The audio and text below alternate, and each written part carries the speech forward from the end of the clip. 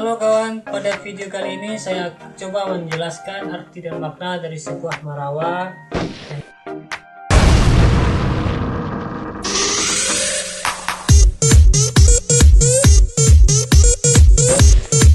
dan bagi kawan semua jangan lupa tekan tombol like dan subscribe.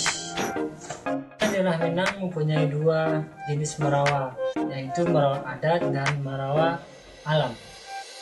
Yang jadi perbedaan antara marawa adat dan marawa alam yaitu marawa adat memiliki 4 warna dan marawa alam memiliki 3 warna.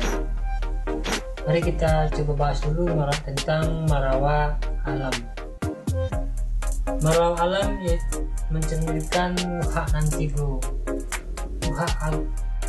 Warna hitam melambangkan hak 50 kutu. Warna merah melambangkan Muha Agam dan warna kuning melambangkan Muha Tanah Datar. Dengan melihat susunan warna pada marawa, kita dapat mengetahui kita berada di Muha mana. Jika 50 koto, kuning, merah, hitam. Muha Agam, maka hitam, kuning, merah. Muha Tanah Datar, hitam, merah, kuning. Selanjutnya saya coba membahas marawa adat.